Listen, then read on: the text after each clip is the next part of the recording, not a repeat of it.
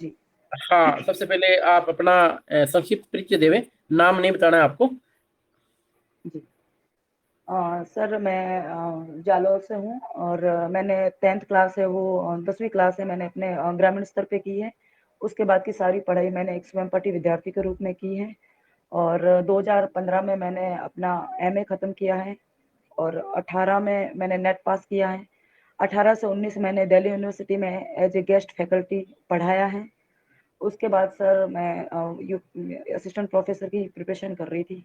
वो तो उसी दौरान यही एग्ज़ाम पास किया है और उसके अलावा जी सर जी मैंने अभी हाल ही में इग्नू में पीएचडी के लिए अप्लाई भी किया है, तो उसके लिए भी सर जी है। जी और उसके अलावा सर मेरी हॉबी जो है वो अ, कविता लेखन है और प्राकृतिक स्थलों पे भ्रमण करना मेरी हॉबीज़ हैं। जी जी, कविता लेखन करना और प्राकृतिक स्थलों का भ्रमण करना आपकी हॉबी के अंदर है जी। आपने अभी इग्नू का नाम लिया है, तो इग्नू की फुल फॉर्म क्या है? Sir Indira Gandhi national university है ये और ये एक ओपन यूनिवर्सिटी है, Indira Gandhi national open university है सर, जहाँ अच्छा, पे ओपन डिस्टेंस यूनिवर्सिटी। लर्निंग। जी, एक तो डिस्टेंस रेगुलर लर्निंग। यूनिवर्सिटी होती है और एक ओपन होती है, दोनों में क्या अंतर होता है? सर रेगुलर यूनिवर्सिटी में होता है कि आपको प्रॉपर रेगुलर जाना होता है, नियमित रूप से विद्यार्थी को जाना होता है, वहाँ अपनी अटेंडेंस देनी होती। ओपन यूनिवर्सिटी ये एक डिस्टेंस लर्निंग टाइप सा प्रोग्राम होता है जिसमें आप एक फॉर्म अप्लाई कर दो, उसके बाद जब आपके एग्जाम्स होते हैं तब उस एग्जाम्स देने होते हैं, बस आपको रेगुलर जाने की जरूरत नहीं होती। अच्छा अच्छा अच्छा, जी। बढ़िया। आप ये बताएं कि वर्तमान में जैसे शिक्षा से आप करण जी के राजस्थान वगैरह का पढ़ते हो, तो जी। राजस्थान सरकार की एक योजना चल रही है, शिक्षा में जी। बढ़ते कदम, क्या है ये? जी। सर नहीं आइडिया मुझे इस बारे में, हाँ राजस्थान कोई करंट बात अभी नहीं। मैंने बिल्कुल पढ़ा है। हाँ हाँ कोई बात नहीं, ठीक है। वर्तमान में अभी राष्ट्रपति चुनाव हुआ है, जी। तो राष्ट्रपति जो चुनाव की प्रक्रिया है उसको संक्षिप्त में बताएं आप। सर राष्ट्रपति चुनाव में एक निर्वाचक मंडल होता है जिसमें लोकसभा और राज्यसभा के निर्वाचित सदस्य और निर्वाचित सदस्य भाग लेते हैं। उसके अलावा विधानसभाओं के निर्वाचित सदस्य भाग लेते हैं। उसके अलावा जो भी संघ शासित प्रदेश है उनकी विधानसभाओं के निर्वाचित सदस्य भाग लेते हैं। यानी सर इसमें विधान परिषद के और मनोनीत सदस्य भाग नहीं लेते हैं। और इसके बाद सर इनका प्रॉपर चार निर्वाचक मंडल का 4 बार में चुनाव होता है, जिसको ज्यादा मत मिलते हैं उसके अनुसार उनकी कोटा प्रणाली होती है और फिर लास्ट में जिनको मत मिलते हैं उसके बाद वो घोषित किया जाता है एक कोटा प्रणाली के तहत, गुप्त क्या मतदान के तहत। बताया आपने? एकल संक्रमणीय मत प्रणाली या आनुपातिक प्रतिनिधित्व, ये इसमें एक शब्दावली प्रयोग में ली जाती है या चुनाव प्रक्रिया है, ये क्या है, थोड़ा सा इसके बारे में पता है आपको? सर जहाँ तक मेरा अनुमान है, आनुपातिक प्रणाली वो होती है जिसमें ये रेशियो होता है कि आपको 50 और 51% नहीं होना चाहिए, कि जैसे हमारे लोकसभा में ये होता है कि किसी को 20 मिले हैं, 30 मिले और 31% मिले तो 31% प्रतिशत वाला जीत कर लेता है। लेकिन एकल संक्रमणीय मत में ये होता है कि 50+1 यानी 51% होना जरूरी है जीत के लिए। सर जहाँ तक अनुमान है, मुझे पूरा तो नहीं पता है। अच्छा अच्छा अच्छा। वर्तमान में भारत के जो राष्ट्रपति है कौन है? सर श्रीमती द्रौपदी मुर्मू। बिल्कुल बिल्कुल, बहुत बढ़िया। और अभी उपराष्ट्रपति बने हैं वो राजस्थान से, अभी राजस्थान दौरे पर हैं, उनका किस जिले से संबंध है? सर उनका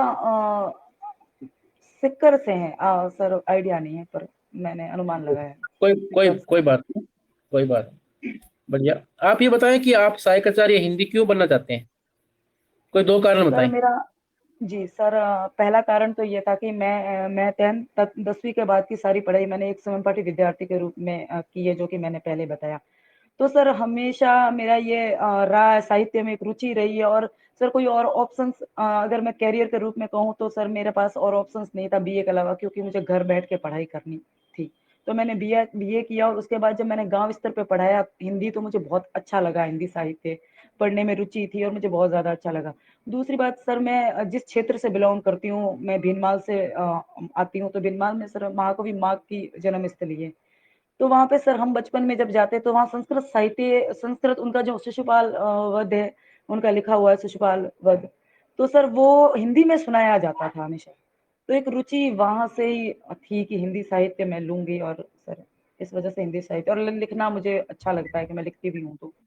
जी जी, बहुत बढ़िया जी। बहुत बढ़िया। अब मैं सनोवर जी से निवेदन करता हूँ कि आगे के जो प्रश्न है हिंदी साहित्य के, वो आपसे पूछे सनोवर जी। जी,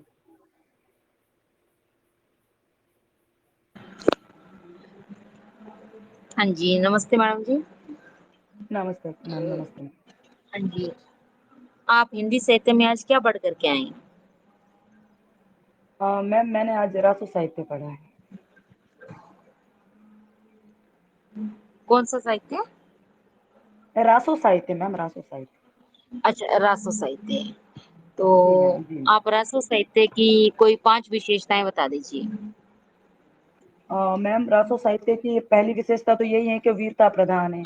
वीरता प्रधान चरित काव्य हैं जो कि राजस्थान के भाट और चारण कवियों द्वारा लिखा गया है। दूसरी मैम विशेषता ये है कि इसमें श्रृंगार रसों की भी प्रधानता है, वीरता के साथ साथ। और मैम तीसरी विशेषता ये है कि रासो साहित्य में जितना भी मतलब काव्य लिखा गया है, ज्यादातर ये माना जाता है कि वो दरबारी काव्य है या फिर राजाश्रित काव्य है, कि राजा जी का राजाओं के अंडर में रह के लिखा गया है। चौथी विशेषता मैम ये है कि इसका जो साहित्य जो लिखा गया है वो सजीव वातावरण का वर्णन करता है। हमें ये लगता है, हम जब पढ़ते हैं तो हमें ये लगता है कि हम उस युद्ध को अपनी आंखों से देख रहे हैं। तो ये एक विशेषता है। उसके अलावा सर मैम राजाओं का अतिशयोक्तिपूर्ण प्रशंसा की गई है। तो ये सारी विशेषताएं रासो साहित्य।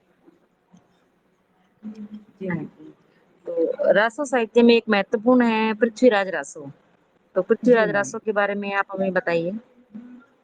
जी मैम, पृथ्वीराज रासो चंद्रबदाई द्वारा लिखा गया एक काव्य है, जिसमें उन्होंने पृथ्वीराज तृतीय के बारे में पूरी जानकारी लिखी है। इसको अभी हाल ही में इस पे ये प्रमाणिक और अप्रमाणिकता पे भी इसका चलता रहता है विवाद। लेकिन 17वीं 18वीं शताब्दी में इसका लघुतम जो वो मिला है, पाठ्य मिला है, उस पे ये माना जाता है कि इसको आप इस प्रति से इसको प्रमाणिक मान सकते हैं। उसके अलावा मैम पृथ्वीराज रासो का एक ये भी योगदान बहुत ज्यादा है। रासो साहित्य में ही पृथ्वीराज रासो का बहुत योगदान है कि वीरता प्रधान होने के साथ साथ वो श्रृंगार प्रधान है, और इनके जितने भी काव्य लिखे गए हैं या वो बहुत वो उत्साहित करते हैं। मूवी भी बनी है, हाल ही में एक मूवी भी आई है अक्षय कुमार द्वारा की पृथ्वीराज रासो पे। जी हाँ जी, बहुत बढ़िया। अच्छा, अभी आपने एक मैडम कही थी कि दरबारी काव्य इसमें है, तो वीरता प्रधान काव्य है, दरबारी चित्रण जी है। मैम। तो दरबारी चित्रण किस काल की विशेषता रही है? वैसे मैम दरबारी चित्रण रीतिकाल की भी विशेषता रही है। हाँ जी, बहुत बढ़िया। तो रीतिकाल में से आप किसी एक कवि का नाम जिसके बारे में आप बता सकते हो? जी मैम, गजानन जी और बिहारी लाल। अच्छा, तो बिहारी के लिए कहा जाता है कि गागर में सागर इनकी विशेषता है। तो इसे जरा जी स्पष्ट कीजिए। मैम जो बिहारी लाल जी ने जो लिखा है वो उनका जितनी भी रचनाएं हैं वो बहुत ही दोहा रूप में होती है, और उनको उन दोहा रूप में उन्होंने लगभग एक पेज जितनी बना दिए। जैसे उनका एक जयसिंह के दरबार में आते हैं और वो जयसिंह जो है वो विलास में लिप्त होते हैं, तो एक दोहा कह के भेजते हैं कि अभी से आप है वो अभी से ब्रह्मर काल में, सब मैम मुझे वो याद नहीं है, लेकिन वो वैसा बताते हैं उनको कि अभी तो आपके शुरुआती दिन है, आप अभी से भोग भोग लिप्सा में और विलास में अभी डूब गए तो आगे आपका कौन हवाल है। तो एक इसी सिर्फ इसी दोहे से ही जय सिंह जी इसमें समझ जाते हैं कि वो तुरंत अपने कार्यों में लग जाते हैं। उसके अलावा भी नटत विजत करके उनका एक और दोहा प्रसिद्ध है, तो उसका भी अगर हम वर्णन करना चाहे तो बहुत ज्यादा है। तो उनके बारे में इसलिए कहा जाता है कि वो थोड़ा बहुत लिखते हैं, लेकिन समझने वाले के लिए वो थोड़ा बहुत भी बहुत ज्यादा हो जाता है, कि वो बहुत ज्यादा कहे जाते हैं। इसलिए वो सागर हाँ में जी सागर मैडम। फेमस है। हाँ जी, बहुत बढ़िया। तो विश्वनाथ प्रसाद मिश्र ने रीति काल के कवियों की कुछ वर्गीकरण किया है, उनमें से बिहारी कौन से वर्गीकरण में आते हैं? मैम रीतिबद्ध में, नहीं मैम सॉरी, रीति सिद्ध में आते हैं। रीति सिद्ध और रीतिबद्ध, क्या अंतर है दोनों में, रीति सिद्ध और रीतिबद्ध? दरअसल मैम रीति काल की जो परंपरा को माना जाता है वो लक्षण ग्रंथ परंपरा है, यानी पहले से जो चली आ रही उनपे काव्य लिखे गए या उनके ऊपर कुछ थोड़ा बहुत चेंज करके लिखा गया। रीतिबद्ध में होता है कि वो लक्षण ग्रंथ के साथ साथ उन काव्यों को अपने कहानी अपने रचना में उतारते भी हैं। तो रीतिबद्ध यानी कहीं ना कहीं अपनी परंपराओं से बधे हुए हैं, और रीति सिद्ध वो है जो अपनी उनकी परंपराओं से या दूसरी परंपराओं से बधे हुए नहीं है, लेकिन उस प्रोसेस को, उस प्रक्रिया को वो फॉलो करते हैं, उस प्रक्रिया को वो कहीं ना कहीं अपनाते हैं। इस वजह से रीति सिद्ध वो है, क्योंकि परंपरा से बंधे हुए तो नहीं है, लेकिन कहीं ना कहीं वो उनके उनके काव्य में वो प्रक्रिया दिखती है। और रीतिबद्ध में वो उस परंपरा से बंधे हुए, उस लक्षण ग्रंथ परंपराओं से जो संस्कृत में यहाँ लिखे गए हैं हमारे, उन ग्रंथों से बंधे हुए। ठीक है मैडम, बहुत जी बढ़िया, मेरा साक्षात्कार जी पूरा जी, हुआ। थैंक अब यू। मैं धन्यवाद दूसरे मैडम। सदस्य से अनुरोध करूंगी। जी जी, चंदन जी शुरू करें आप, 2-3 मिनट। जी मैम, आपका प्रिय काल कौन सा है? प्रिय सॉरी सर, मैं सुना ही नहीं दी। प्रिय काल? हाँ। जी सर, मेरा आदिकाल ही प्रिय काल है। अच्छा, तो जी आदिकाल आपका प्रिय काल क्यों है? 3 कारण बताओ। सर आदिकाल मेरा प्रिय काल इसलिए, पहला तो इसलिए प्रिय है क्योंकि भाषा की जो एक बंधा हुआ रूप दिखता है कि भाषा प्राकृत पौली से प्राकृत और प्राकृत से अभ्रंश, और इस विशेष तौर पर अपभ्रंश से अवट और हिंदी में कैसे कन्वर्ट होती है, कैसे बदलाव होता है उसका। तो वो जो प्रोसेस होता है वो मुझे सबसे ज्यादा अच्छा लगता है, क्योंकि भाषा किसी भी समाज को जानने का, करने का एक माध्यम भाषा भी है। तो आप एक एक स्तर से दूसरे स्तर पे आते हो तो वो एक आप संस्कृति को भी जानते हो भाषा के साथ-साथ, कि किस तरह से सिद्धनाथ साहित्य की भाषा को जैन और इनकी भाषा को वो किया गया। दूसरा कारण है कि सर आदिकाल में आपको धार्मिक साहित्य भी दिखता है जिसमें सिद्ध, नाथ और जैन आता है। आपको मनोरंजन साहित्य दिखता है जिसमें अमीर खुसरो जी आते हैं। आपको एक श्रृंगारिक और भक्ति का भी साहित्य दिखता है जिसमें विद्यापति जी आते हैं। और उसके अलावा भी सर मतलब एक मिला-जुला साहित्य जो स्टार्टिंग हिंदी साहित्य का जो शुरुआती काल है उसमें दिख रहा है। तो दूसरा कारण ये है। और तीसरा कारण सर हिंदी का पहला काल है तो थोड़ा पढ़ते हैं तो एक रुचि आती है पढ़ते हुए, तो इस वजह से भी एक शायद ये कारण हो सकता है। अच्छा, जी। आदिकाल की वर्तमान में प्रासंगिकता है या नहीं है? सर बिल्कुल है, आदिकाल की वर्तमान में प्रासंगिकता। पहली बात हम अगर सिद्धनाथ साहित्य से करें, क्योंकि बौद्ध परंपरा के वज्रयान शाखा से वो आया है, तो कहीं न कहीं वो भक्ति काल को भी एक देता है, पृष्ठभूमि देता है। तो और उसके बाद भक्ति काल है वो कहीं न कहीं आज हमारे जड़ों में, या चाहे राम भगवान के या फिर कृष्ण भगवान की हम बात करें तो आज भी हम उनसे जुड़े हुए हैं। तो कहीं न कहीं बिल्कुल सर आदिकाल आज आज भी वो है। दूसरी बात सर, वीरता का जो वीर तत्व का भाव जो देता है हमें, वो भी आज हम में विद्यमान है, तो वो आदिकाल आज की प्रासंगिकता को बिल्कुल साकार करता है।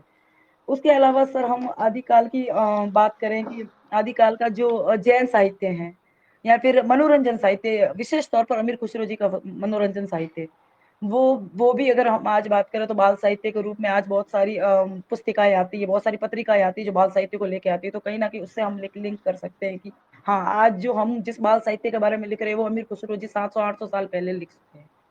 तो वो भी एक कारण है सर। तो प्रासंगिकता बिल्कुल है सर आदिकाल की। आदिकाल आधार देता है हिंदी साहित्य को।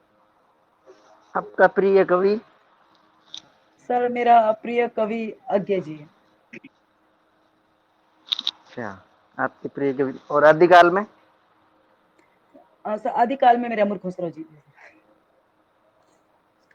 अमीर खुसरो आपके प्रिय कवि क्यों हैं?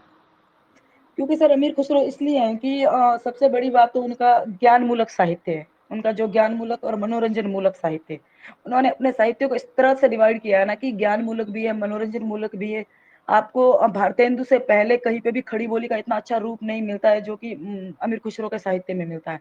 उसके अलावा सर सामाजिक समस्याओं पे सबसे पहले इन्होंने सर स्त्री और लैंगिक भेदभाव पर कटाक्ष किया है। तो सबसे बड़ी चीज़ ये है कि 700-800 साल पहले और सल्तनत काल में कोई लैंगिक भेदभाव पे अगर कोई बात कर रहा है और महिलाओं पे लिख रहा है कोई, तो ये बहुत बड़ी चीज़ है सर।